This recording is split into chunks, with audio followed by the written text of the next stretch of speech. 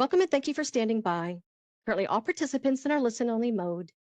Today's session is being recorded, and the recording will be posted publicly. If you have any objections, you may disconnect at this time. Now I'd like to turn the call over to your host for today, Alexandra Barker.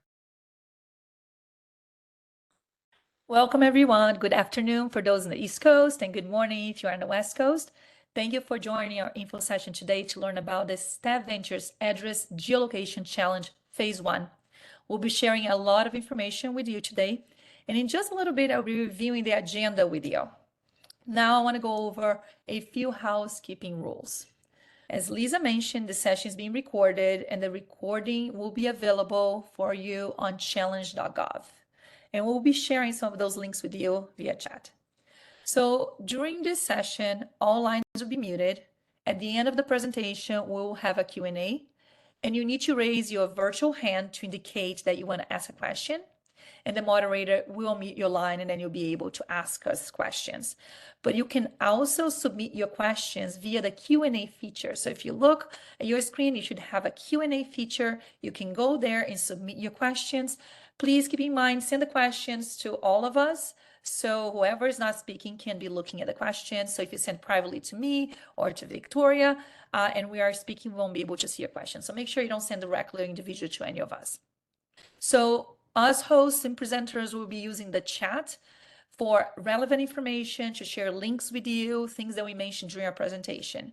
And since you'll be sharing a lot of important information, we really encourage you to take notes, take screenshots of any critical information that we share. So let's go over the agenda now with you.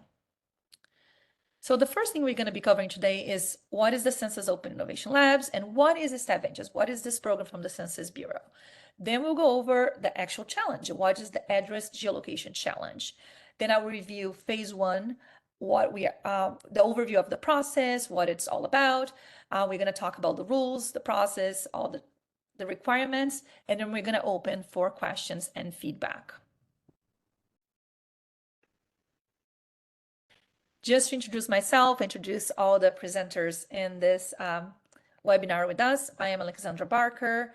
I am the head of StatVentures and a senior advisor for the Census Open Innovation Labs with the Census Bureau. And with me today, I have Victoria and Dan. I'll let them introduce themselves. Victoria, do you want to go ahead?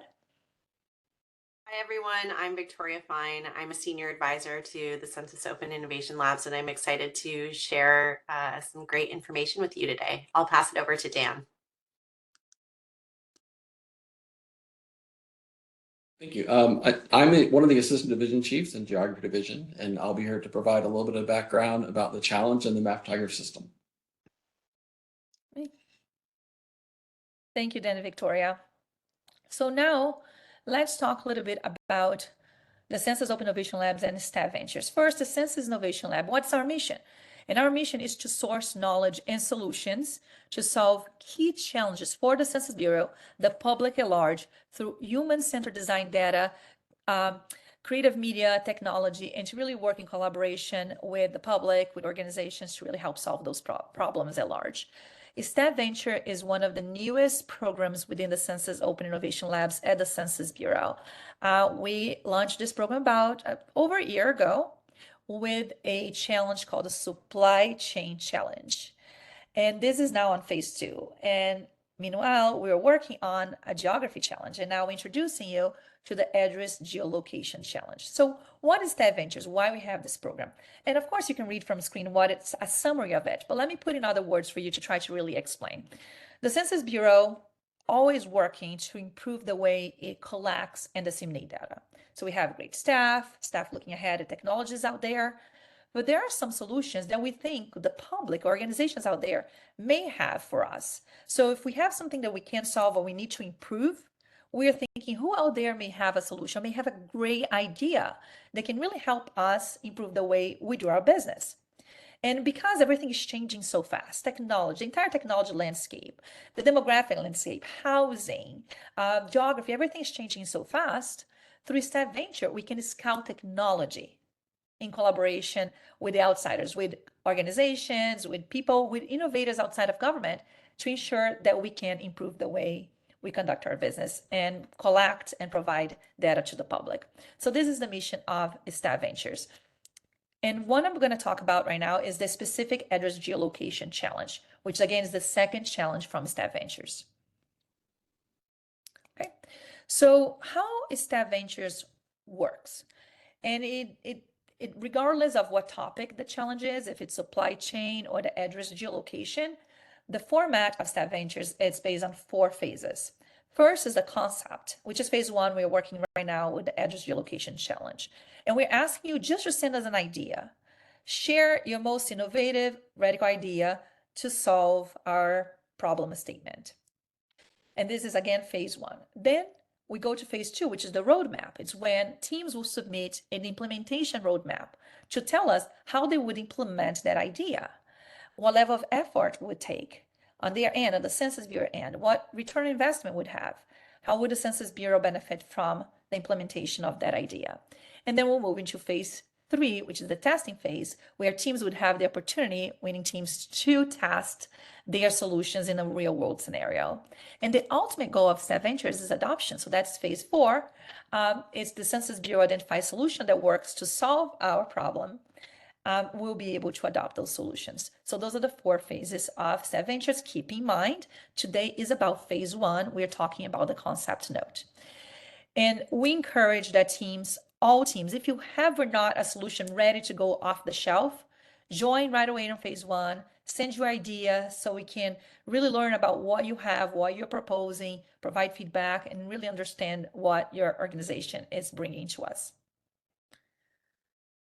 Okay. So in more detail now about the specific address geolocation challenge, what we are all here, right?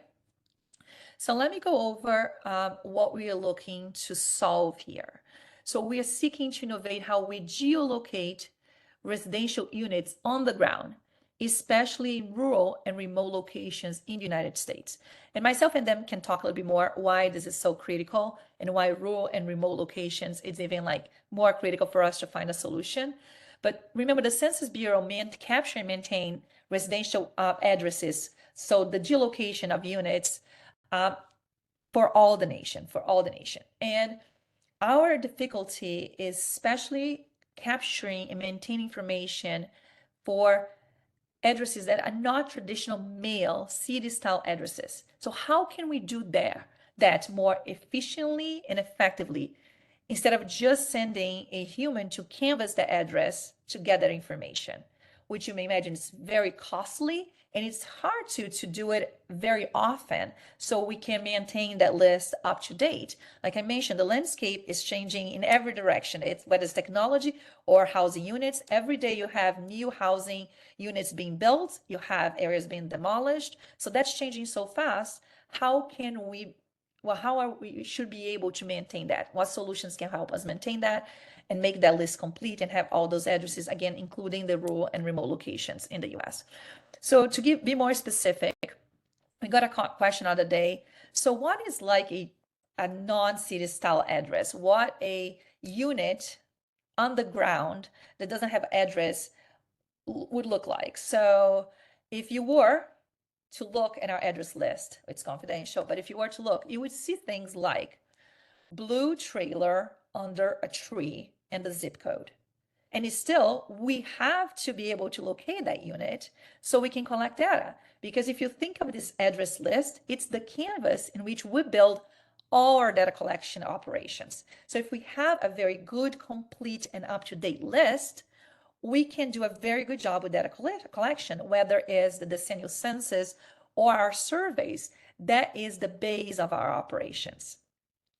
So to be able to have that list and work with a blue trailer under a tree, it's definitely more costly to find and much more challenging to know it's there. So this is what we're trying to solve. And I want to also pass to Dan right now because he works directly with this and to be able to explain in more detail exactly what is the solution we are trying to procure. Right. Thank you, Alexandra. One of the points that the blue trailer under the tree, well, the tree could fall down, the tree could be removed, they could paint the trailer. So that's where when you refer to that as a location description, that's really a physical description, not a location description. So that gets into the data that we're looking for. You talked about the costly field work. A lot of times field work would return those physical descriptions And then if you send someone back out later to do the enumeration or survey years later, that could change. So we're really looking for, if it's going to be a physical description, it should be a bearing, XY coordinates. The accuracy of this data is very important. To go back out and get a survey or an enumeration, you don't want to send someone to a 25 square kilometer block with 3 housing units. They could still be out there from 2020. So we want to have the accurate XY coordinates or location of these structures with some very good locatable information in there, not a physical description, or a physical description with the location information. So that's really what we're trying to do. I see we went on to the next slide. If you want, I can go into the background of what our current MapTiger system and some of the things that we do use. We mentioned the city style addresses. It has the USPS there. The delivery sequence file that we get from the Postal Service is it's our main update source. If it gets mail, we have it, residential and commercial. We have it in the master address file. It's by far our best source. It's by far the most enumerated source. And then the tribal, state, and local governments. I don't know if you're familiar with the local update of census addresses, the LUCA, it's the opportunity for them to provide their addresses. We also last decade did an initiative where we solicited address files and features from local governments, and we updated the MapTiger database. We touched on the field operations. We have update leave and update enumerate, and also address canvassing, where we take the time and the people and the money and we go out there and we canvass these areas. We've already mentioned that can be costly and sometimes prone to errors. The boundary and annexation survey, we are the keepers of the legal boundaries. This is the survey where we solicit and people participate in getting their legal boundaries updated every year. The NAIP imagery is not actually in MapTiger, but it is what we use in our applications for update. Covers about 94% of what we do. So it is our backdrop for all of our updates, all of our feature updates. We use the NAIP imagery. We also have access to the GEGD, the enhanced view, I think is what it used to be called. This is pretty updated high resolution imagery that we are using as part of the next bullet there. We're doing some really amazing things with our automated change detection and feature extraction, roads and building footprints, and then merging all 3 of the parcel data there, merging the parcel data with our change detection layers and our postal file, and we're able to update easily through automation most of the country. The areas that we're talking about here, a lot of times do not have parcel data, and they're not on the delivery sequence file from the USPS. So that's why these areas are very important to us. And that's why this challenge, we're looking for some really interesting, innovative approaches that would come out of this challenge. Dan, thank you so much for sharing that. And just for everyone's information, if you go to our website, which is coil.census.gov/StatVentures, from our website, you'll be able to click on the link to apply for the challenge. When you click, it's not necessarily you're applying. You're going to go into challenge.gov, where all the information is, including a lot of more detailed information links to the sources that Dan just covered right now. So if you're interested in learning what we are doing so far, what type of information we are able to get and work from, we have a list there for you already here that Dan and his team work with us to create to be a resource for you. So make sure you check that out. Okay, let's go to the next slide. Okay, so with that, now hopefully you understand what problem we are trying to solve. And just to reiterate about when we talk about address geolocation, what we are really looking at the unit location on the ground.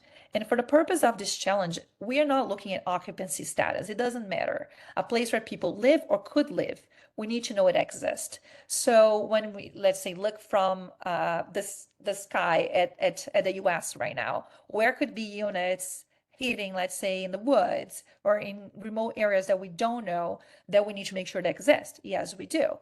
And we may not have an address for them. They may not even have any address associated with them. Are we able to get good coordinates, a good location for them, plus description? So there's so much that we need to know, so we understand the existence of that unit on the ground and are able to add to our operations for data collection.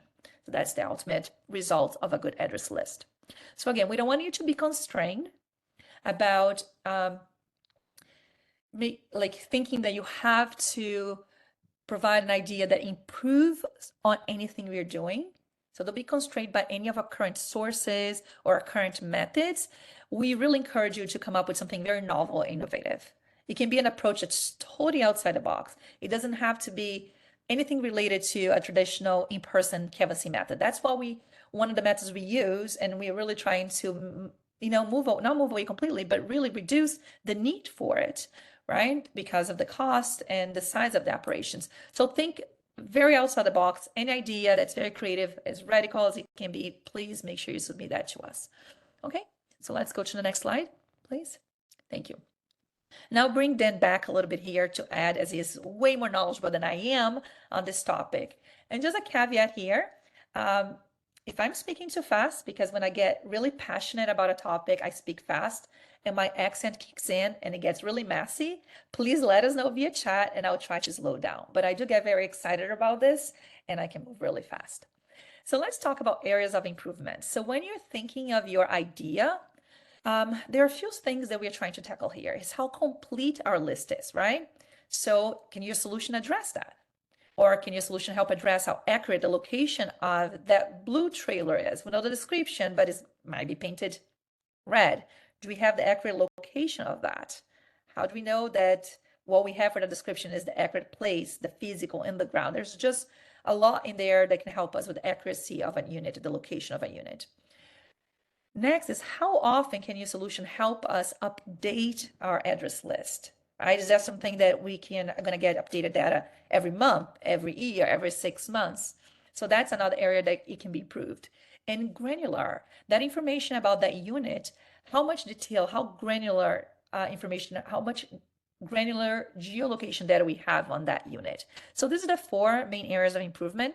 It doesn't mean your solution have to solve all 4. Yeah, it would be fantastic. But if your solution is able to address any or some of this, please send them to us. We are interested. Dan, I want you to add, see if you can explain in more detail than I'm capable of, what these 4 areas of improvements are and why they're important. Sure. So I'll take the completeness first. So our mission is to count everyone and in the right place.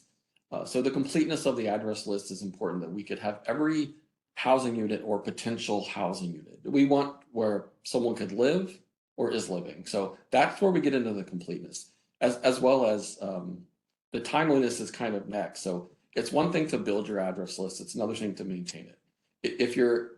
It's getting an address list, like when we go out in the field for one operation every decade, that address list is accurate at the time of collection, but then it becomes stale as we move on. So we would need the timeliness to make sure that it's being updated on a regular cadence. The accuracy, I think I touched on that before, is in order to tabulate the housing unit in the correct location is key, because you want to know where it is, and the best for that is an accurate XY, either the front door on the building or whatever. So that is key. It can't be a zip code centroid that plays it really hard. Imagine if you wanted to send someone back out to get an interview or to get an enumeration, you would have to send them to the right place, no matter where they are, but especially in these areas, pretty remote. And the granularity, I mean, that just gets down to the details that we want. We want as much information about the potential housing units or housing units as possible. So I hope that helps. Yes, Dan, that was great. Thank you. I should start taking notes when you talk so I can speak so wisely about it too. Okay, next slide, please. Okay, let's get in detail about phase 1, because you might be wondering, yes, we get it. We understand what the problem is, what kind of solutions you're looking for, but how do we go about submitting our ideas? What's the process? So let's take a look at that right now. So first, let's review our timeline. We launch this challenge on February 27th to the public, but the window for you to submit an application is starting on March 11th and is closing on April 19th. So again, you have between March 11th and April 19th. So we are a week, pretty much a week, a little bit over a week off that. And you have until April 19th at 11:59 p.m. Eastern time to send the application. So make sure, please, you send it to us before that time, because the cutoff, it's very serious. We won't take anything sent after that. Meanwhile, in this window, we have today's info session, but we also have another one. It's the last one on April 12th. So we strategically placed that a little bit before the closing window for submissions. In case you want to come back and have questions, we are available for you. So keep this timeline in mind. So let's go over a little bit of the process now, what it's going to look like phase one. So at a glance, we're looking for ideas for concept notes that can be deployable by 2025. And we will be awarding up to 100,000 in prizes across up to 10 prizes. So we'll select 10 ideas to be the winners of phase one, and they will be awarded up to $100,000 in prizes across 10 prizes, so about $10,000 a team. And again, this is just for phase one. Awards for any future phases are just going to be announced when we announce the future phases. So the best way to find out those things is to sign up and subscribe to our StatVentures community so you can keep receiving updates, because that's the first community to hear about anything, the launching of new phases and all the details about new phases. So if Victoria or Sandra have the ability to post the subscription link in the chat, that would be fantastic. And remember that your submissions are going to be evaluated, right? And Victoria is going to explain a little bit more in detail how this is going to take place. But the four criteria that we're going to use for evaluation is the clarity of your submission, innovation, expertise, and potential for impact. So with all of that, we really recommend that you go to challenge.gov and you review all the requirements, the rules that are available there. So when you submit your concept note, you know what you're expected to do. Okay. Let's go next. Okay, so now actually I'm going to pass to Victoria Fine, who will be covering the rest of the content about the process to apply for phase one of the Address Geolocation Challenge. Victoria, mic is yours. Awesome. Thank you so much, Alexandra. So I'd like to go over a little bit more detail around eligibility for submitting an idea. All of the eligibility requirements, as Alexandra described, are available on the challenge.gov link that we provided in the chat. But here are some highlights so that we can answer any questions that might come up as you're evaluating them. First of all, we're soliciting innovative ideas from US-based entities and individuals. That means US-based organizations that may have locations in other parts of the world, but has a headquarters, some form of headquarters in the US. And individuals must be US citizens. We have gotten questions in the past if you're part of a team in which there are folks who are or aren't US citizens. We can only award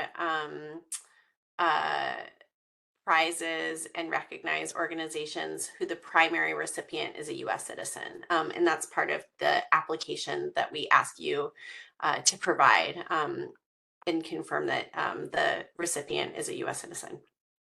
We do have a few exclusions outside of citizenship and location.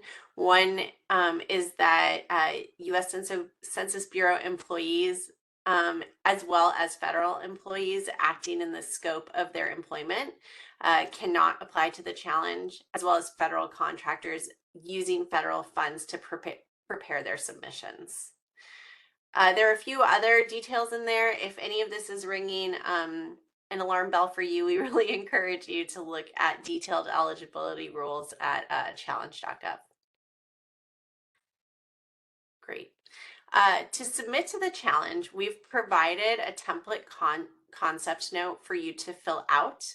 We highly encourage you to use it. We ask that you take your concept note and submit it in a PDF format by emailing statventures@census.gov. We'll also look for your subject line with your team name and your phase one geo submission so that we know which prize you're submitting to. We do have some concurrent challenges running right now.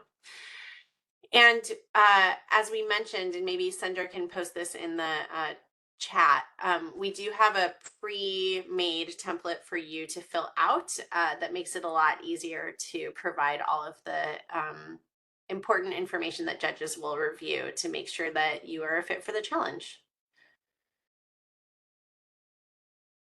All right.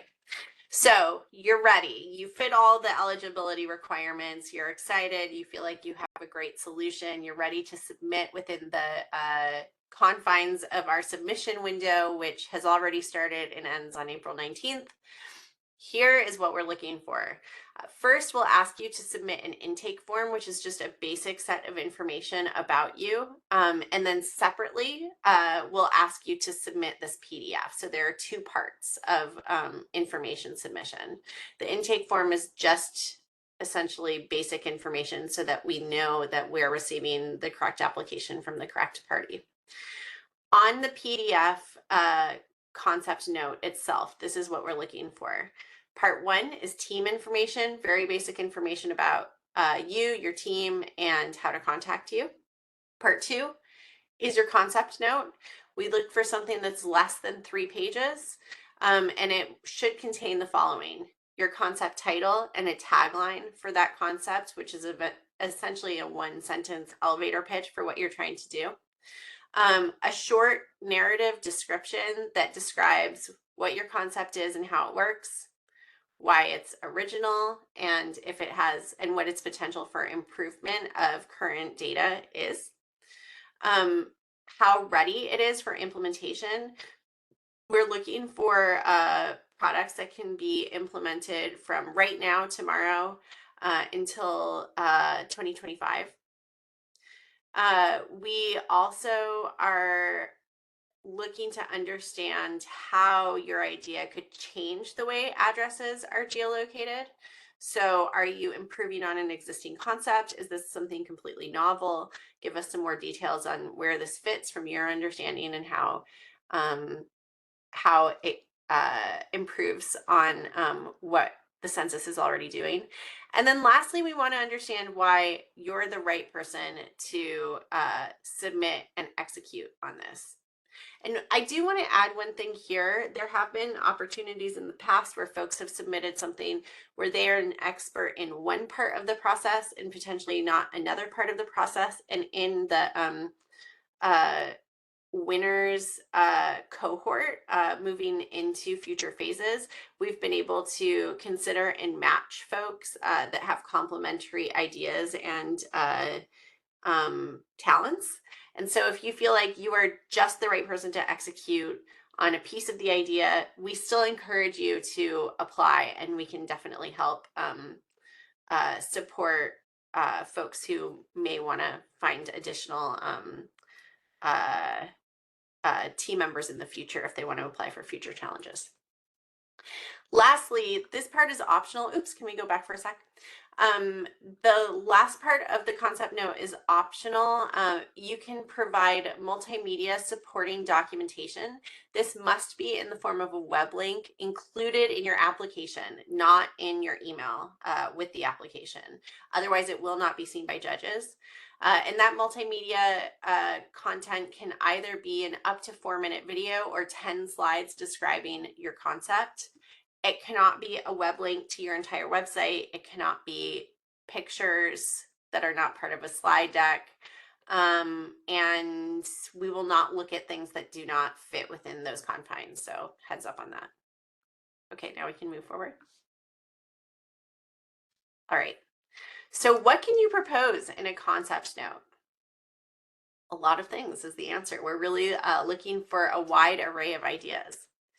So first, we encourage you to present any ways to improve upon available information, whether that's new data streams, measurement techniques, ways that data is collected, or just new approaches in general. We're looking for concepts that might be incremental to what we're doing, but we're also very excited to see radically innovative things that have never been done before. So definitely I see a few questions that we'll address later in the Q&A about that are specifically around improving on little pieces of address geolocation data. And while we're super happy to answer those and love to see what you come up with, if your idea has never been used before, we also encourage you to share it. We also are looking for technologies or ideas that might be used in other spaces. or to measure other things that you're applying for the first time for address geolocation. Your concept can also take any form. It can be an algorithm, it can be a new kind of technology or a new use for technology, such as a drone or a satellite. You can use machine learning or artificial intelligence to be able to come up with better, more granular data. And it can be something that is proprietary or open source. We do not ask you to consider that at this time. That's something that could be discussed in future phases. But if you see proprietary data sets that you think might be helpful or a proprietary technology that might be helpful, we encourage you to submit that as well. And again, I mentioned this before, we're looking for concepts that can be deployable from now until 2025. These concept notes will be distributed to a panel of judges.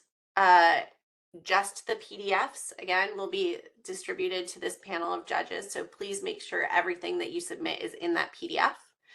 And the judges will evaluate the concept notes in 4 ways: clarity, innovation, expertise, and potential for impact. And I can get into each with a little bit more detail. Clarity is exactly what you imagine it to be. We are including a wide range of judges with a wide range of expertise on the subject. So we ask that your overall presentation of your concept is extremely clear, understandable, and to the point. This is a very short concept note, so we look for clarity and brevity and the ability to explain what something is in a really effective way.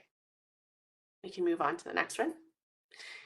Innovation, we're looking to find concepts that meaningfully depart from current US Census measurement tools and methodologies. We really encourage folks to think beyond what the census could do differently in our current workflow, and more about what could be added to that workflow, changed and improved upon in substantive and meaningful ways. Those are the things that we are most excited to see. Expertise, as I mentioned, we want to know that we're supporting the right people to bring the right ideas to us. So we would love to understand more about you as a submitter, how you have developed an area of expertise in your concept area, as well as what your abilities might be to execute on your concept if you reach the next round of investment. Then we have potential for impact. We know that at this point you have a very base level understanding of how the Census Bureau currently handles address geolocation data. But we do want to understand what your big vision is for this concept, should it be scaled up, and what we might potentially be able to expect in terms of impact in the future.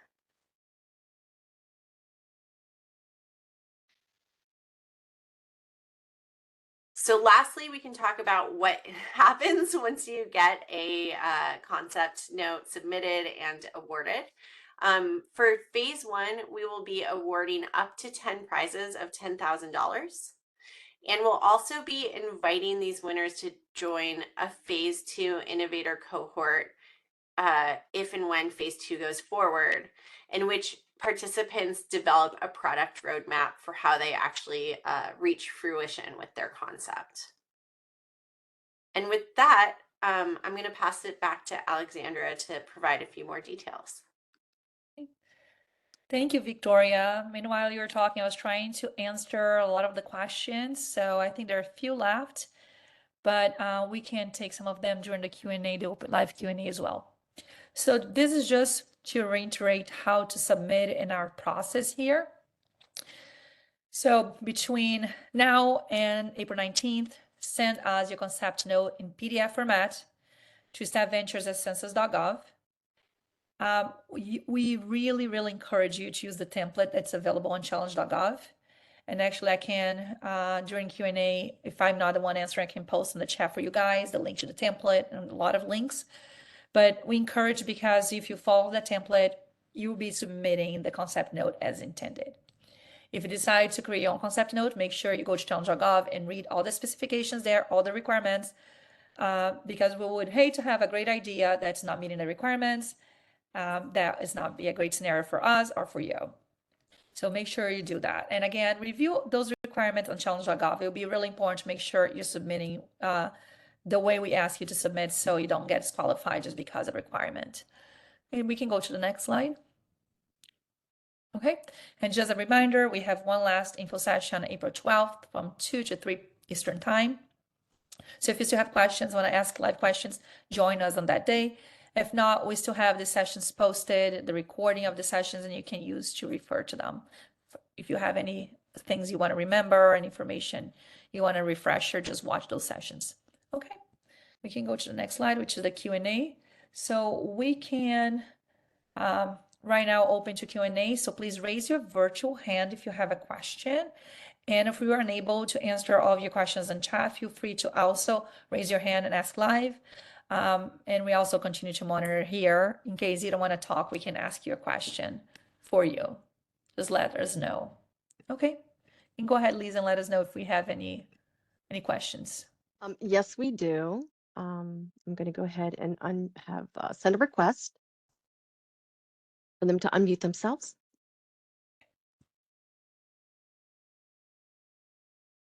Hello, Lewis. Address, geocode, either, something else. And this is really a question to get at how the data or the addresses would be used and what use cases you want them to support. Okay. Dan, I believe this is for you. Do you need him to repeat the question? I don't think we caught the entire thing. I think I got it. So these addresses, these non-city style, non-traditional addresses, would be used for the decennial census and for surveys if they make the survey filter. So as you know, I mentioned earlier, the mission is to count everyone and in the right place. So these, short of a city style address, this would be where they live. This is the location. We would get the enumeration from the people that live there, and we would then tabulate it in the final census count. Thank you, Dan.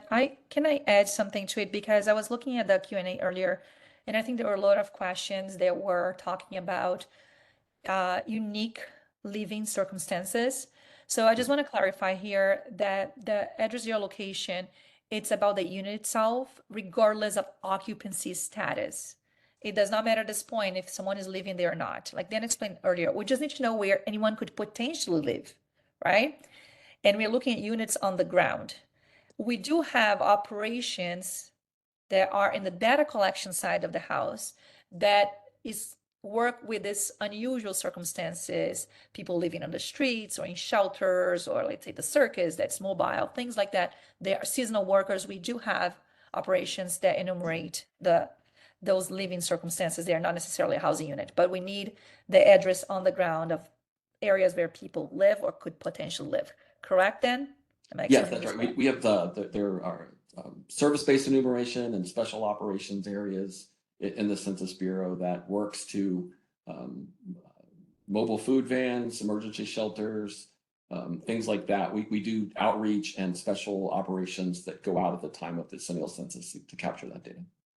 Yeah, so for this challenge specifically, that's not what you need to worry about, those unusual circumstances like a mobile van or a spot on the street where we could have, a homeless population.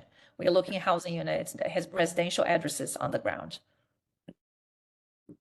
If Dennis didn't say anything after I said that, I'm like, I'm good. Okay. Yeah.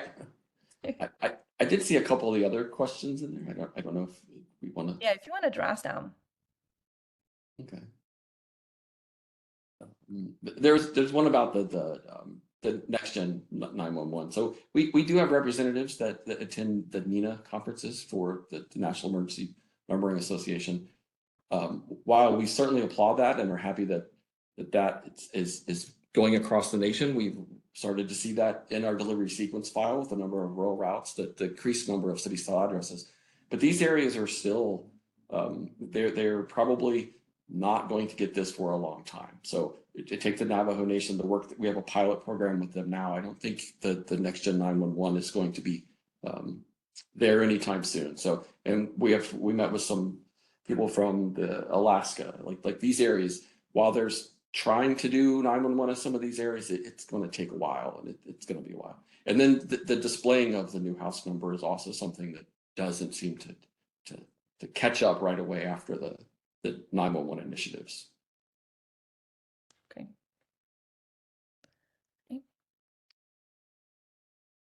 Lisa, we can go for the next person.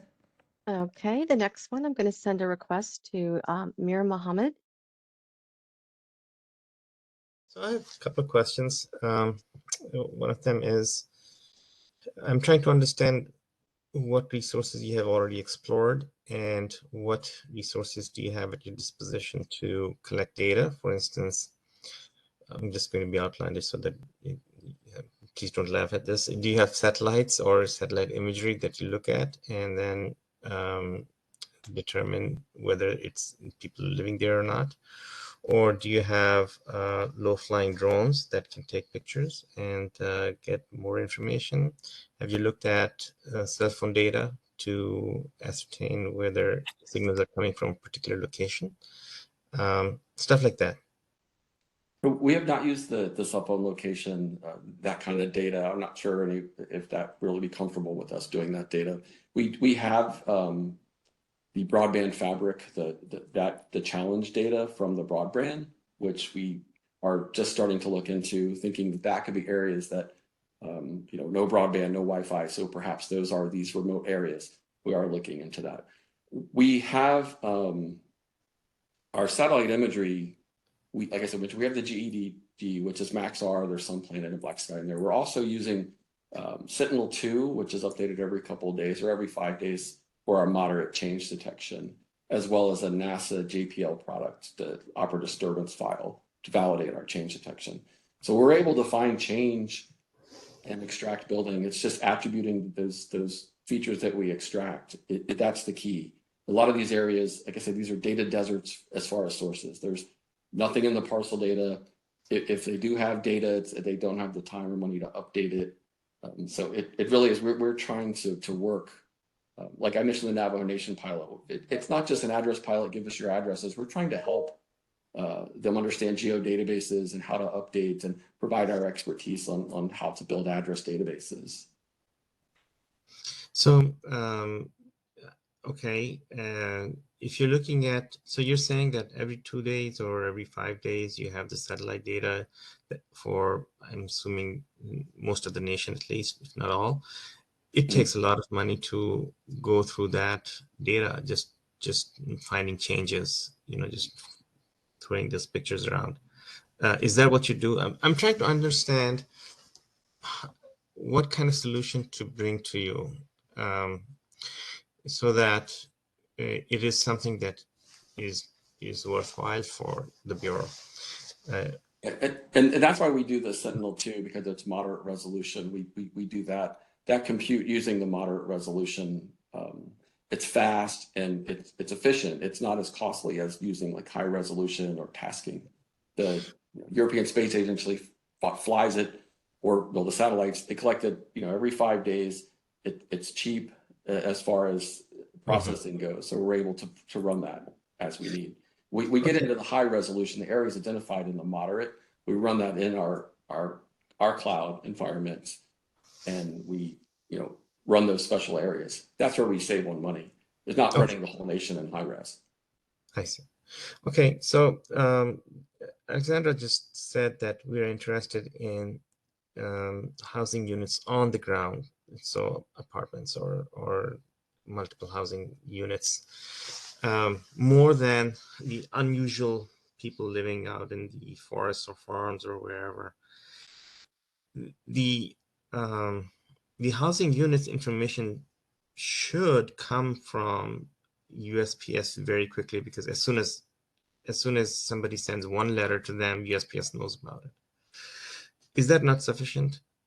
In these areas, there is no mail delivery. There is no mail delivery. Yeah. Correct. It's a lot of residential units that do not have city-style mailing addresses. They have PO boxes. It's very challenging how they get their mail, even the Amazon delivery. It's like, yeah, they don't have mailing addresses. Okay, okay. Roughly, if you were to say like how much of an area is of these people who don't have these addresses, city style addresses, like what percent? You just say just what percent of US would be like that, where you'd be interested? Well, it's so the land area is large. The percentage of housing units, I would say it's probably 2 to 5%, but 2 to 5% of 150 million, right? So that's and these are Yeah. traditionally underrepresented, undercounted areas. So that's why we want to focus on these areas so we can prevent them from being undercounted and underrepresented. Okay. And for instance, would you be interested in flying a low-flying drone over these areas at whatever frequency that you want to check on it? We haven't thought about employing drones in this because, well, there's a lot of reasons that I can go into about these areas and government and having to be, if you have to be within the sight of your drone, then we could just send specially trained people out there to the area and create the address list. But that's where you get into the cost, right? Like if you have to send people out there to be within sight of the drone, we might as well send specially trained geographers out there to create the address list. Yeah, no, it can be like a few 100 feet above in the air. It doesn't have to be fine-grained, too detailed, coming down to people. But I think either visually or through some aid, these drones can perhaps detect people living in quarters. How are we going to do that is a different story, but somehow they can. Is that a viable option? Is my question. Would you fly a drone? Mir, we need to move on to other folks' questions. Please feel free to send us your questions via email, and we can work with them. But we are not. It doesn't mean we are not open to drone. If that's your idea, please send. It's not until phase 2 that we start introducing you to the limitations that we have with policies, so we can adjust accordingly. Right now, we're really just looking for your idea, the most radical idea. So it doesn't mean that we are not gonna look into the possibility of using drones or anything for phase 1. It's just as we start preparing for phase 2, and if you move into phase 2 for your implementation, then we'll share with you what are the limitations and boundaries we have within federal policies for how close we can get to housing units and things like that. But let me move to the next question. Can Lisa, we unmute the next person, please?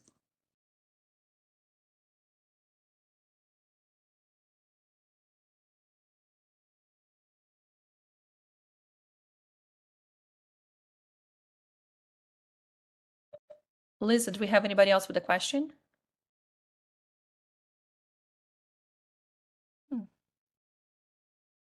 I don't know if Lisa could hear us. I can unmute L-E-L. I don't know if that's an issue or name. You're muted. Yeah. Thanks. I'm curious, are you guys looking for geometry information like polygons, shape file type information? Thanks.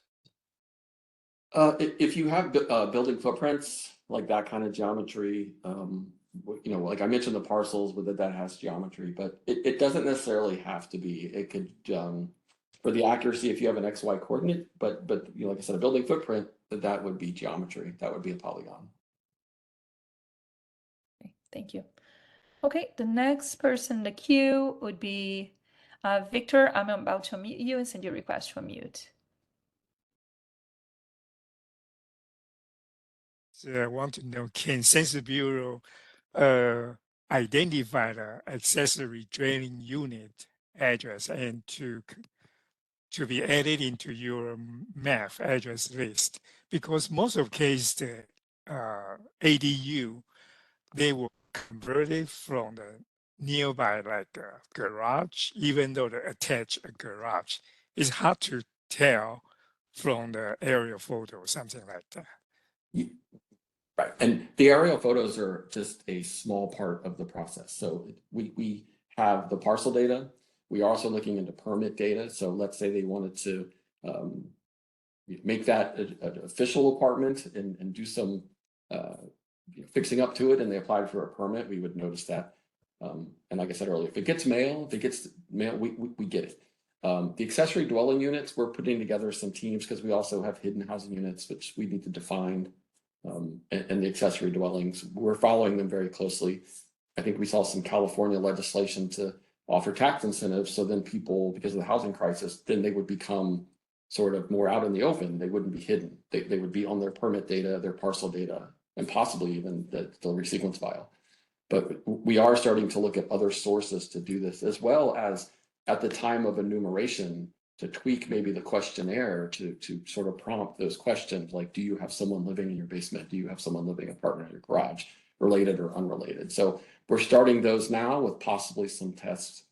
We're looking at the hard to count areas or undercounted areas, and we're kind of examining to see if there are some commonalities there or some characteristics that we want to maybe do outreach. And then we did notice that, so there's also a question about, can we contact the local governments?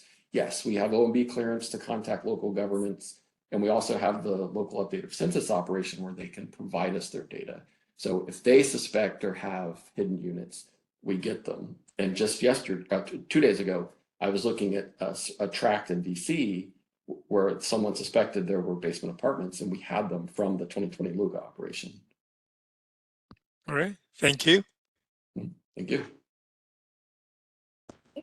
So I'm gonna mute Nicole. You should have received a request right now. Very informative. I appreciate you having this informational. I have a question that sort of piggybacks off of what Mohammed had mentioned, but really trying to get to the depth of what you're looking for out of this challenge. And I know aerial imaging and change detection is just a part of it. So I was wondering if you can, Dan, tell me some of the shortfalls that you see with some of your less high resolution imagery in these rural areas from something like a Maxar. And then the second part of that question is, theoretically, if you had high resolution in all of these areas that could provide you, obviously, the change detection you may be looking for with the XY coordinate, are you also looking for that solution to identify an address, or does the Bureau have a current method that is used to intake that data and subsequently make an address for it? Good question. So it's a little bit of a mix.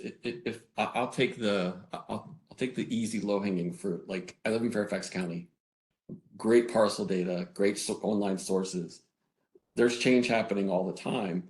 Our process is pretty much automated for Fairfax, Loudoun, like any type of like suburban area like this, where you see new growth, we pick it up in the moderate, we send it to our high res, we say, yes, let's merge it with the parcels with the change detection area. We intersect those two and say, yep, this is new growth. Now, what we're finding is a lot of times it's already on the Postal Service. We already have it. The Postal Service doesn't provide a geocode. We then use the parcel data and we geocode it. All that's pretty much automated at this point. It's getting there. The issue, let's say we detect growth in Apache County, Arizona, on the Navajo Nation. We don't have parcels. We can see there's something going on there. The high res, sometimes, Tan Hogan could look like a giant boulder sometimes if there's something going on, there's disturbance. We are using regional models to try to make sure we are able to do the change detection in the Southwest as well as in the Northeast. We're trying to make sure we account for that. It's when we get to that change detection in those type of areas where we just don't have a source. Like, we know there's something there. We can't just throw everything in the census because that would be very expensive and costly. And we want to try to find out if it's residential or not, and if it's a potential housing unit. So that's kind of what the challenge. We're trying to see if we can get a way to get that address list built and maintained, because we know there's something going on there. And then when we compare it to our traditional field work from the past, it doesn't always match up. We see that the numbers are off, so we're missing some growth there. And so does that kind of make sense? Did that help? It does, Dan. I appreciate that. And if I could just have one more minute. It doesn't sound like you're looking for your solution to actually create an address for these locations, right? That's the portion where the Bureau takes over. You're looking for a solution that can help you identify a Boulder versus a Navajo homing entity?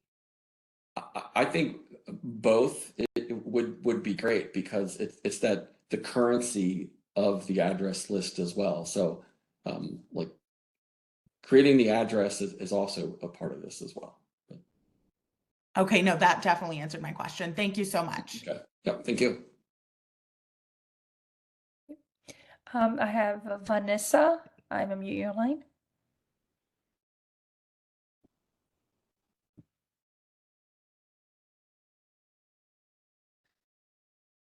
Okay, can you speak, Vanessa, so we can hear you? Yeah, your microphone just disappeared. So I'm gonna go to the next person until I see the option for audio again for Vanessa. So Elo Lewis, oh, he disappeared as well. So we have Roy right now. Roy, I'm gonna mute your line. My question is this: you work with the Postal Service, and there are post office locations that do not do delivery, right? That just have PO boxes, to general delivery where people come to pick up their mail.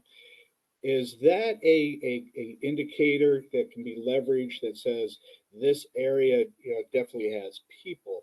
They may not all be receiving mail, but it would be an area to examine using some method, be it imagery or other. There are Group E post office. Those are the forced post office boxes, but those areas, there's one, and I'll take like Occoquan, Virginia. We have that area covered pretty well because of our partnership with Prince William County and the parcel data from Prince William County. That area is pretty well accounted for and geocoded properly. There are, like outside of the Group E, there are other post office boxes where people decide to have a post office box because there's no mail delivery or but yeah, I mean the Group E, the forced post office boxes, a lot of times just the post office doesn't deliver within a certain radius of the post office. So I'm not sure that's a good indicator of what to look for in rural areas, but we do the urban rural definitions at Census. I think we could maybe get that put onto the site, get somebody on there. So okay, thank you. Mm-hmm. And I think Vanessa's back. Let me unmute her. Send you a request, Vanessa. Every time I meet, that's right now. Right Yeah, now. I can hear you. Go ahead. Oh, well, I have two quick questions. If we do have a methodology, I am from Puerto Rico. Um, the addresses in here are insane. So we do have some methodologies to get information about addressing in informal addressing systems in Puerto Rico. But if we do have a methodology that are subject to intellectual property, do we have to share all the intellectual property and we lose the rights, or it's gonna be something in between it?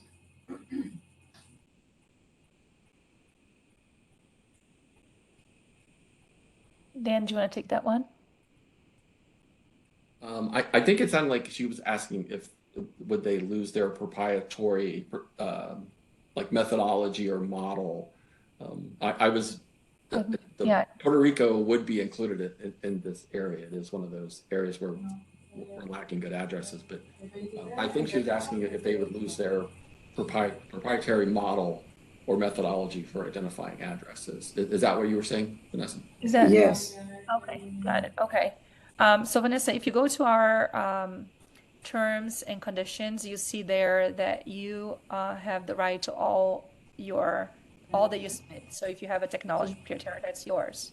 We don't want those rights. So you have the right of your own solutions and ideas.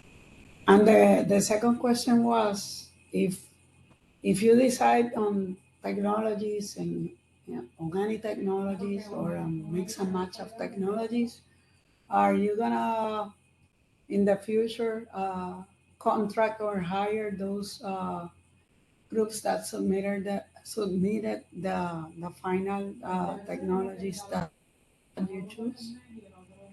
There's sound in the background I couldn't hear well. Victoria, do you understand the question? Yeah, she did also post this in the chat. The question is, if groups are selected, will they also have the possibility of being hired for the final implementation of the technology? Okay, so right now in phase 1 is a concept note. The winners will automatically get a spot on phase 2. And we also gonna, let me mute the line 1 second, it's a lot of background noise. And then on phase 2, so winners of phase 1 automatically get a spot in our innovator cohort in phase 2. And walk-on teams will be welcome to apply for phase 2. Winners automatically in phase 2. Any walk-on teams who did not win phase 2 can join phase 1 can join phase 2.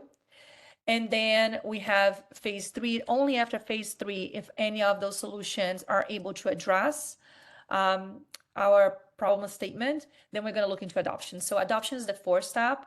And we will release details about each phase as we announce them. So again, it's critical for you to sign up for updates, just engage with us, because we're going to be able to give you more detailed information about each phase as we announce them. So the ultimate goal is adoption of a solution that can, a solution or even more than one solution that can solve our problem. Victoria, do you want to add anything else? I'm not sure I addressed the question. No, I think that is complete. And there are more details on that if you go to challenge.gov. Correct. Okay. So I think we are past the top of the hour here. Thank you so much for all of you who attended. Thank you, Lisa, for managing our webinar, and Victoria and Dan and Alessandra for running the slides, for being here with us. Again, check challenge.gov, visit the StatVentures website, and we hope you all be excited to submit a concept note to us by April 19th. Thank you and have a great day.